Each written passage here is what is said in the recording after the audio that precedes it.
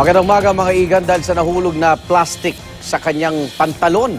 Nabuking ang modo sa isang babae na hindi pala basta dalaw, kundi taga-deliver ng droga ng isang inmate sa Novaliches Police Station. Laging una ka sa balita ni Cesar Apolinario, exclusive. Tanghaling tapat nang dumating ang babaeng ito na nagpakilalang dalaw ng preso sa kulungan ng Novaliches Police Station. Ang pulis na ito na napadaan noon ay napatingin sa sospek at may kinausap na isa pang pulis. Makikita ang pagturo niya sa babae.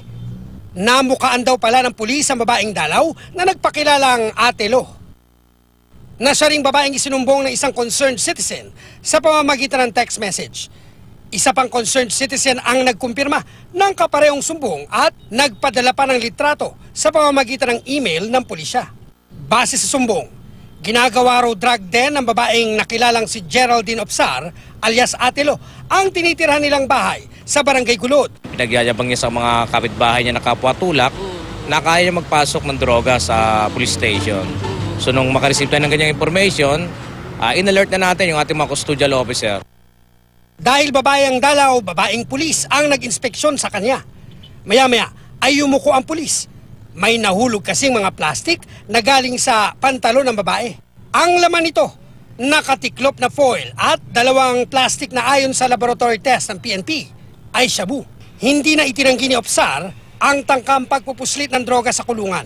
Inutos lang po sa akin kasi yan ng girlfriend ng detainee sa loob. Paglabas ko daw po na ipasok yan, babayaran niya ako paglabas. Magkano bayad doon? So, 500 po. Lumabas sa investigasyon na matagal ng target ng SDEU ng Novaliches Police, si Opsar.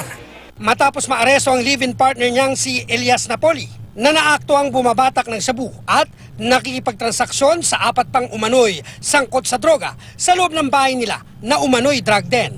Siyam na plastic ng shabu ang na-recover sa mga sospek. May informasyon kami na yung bahay nila, patuloy pa rin yun at siya na yung parang namamahala, siya na yung nagmamanage ng drug den ng bahay nila. Sinampahan na ng paglabag sa Comprehensive Dangerous Drugs Act ang sospek. Para sa unang balita, Cesar Apolinario reporting.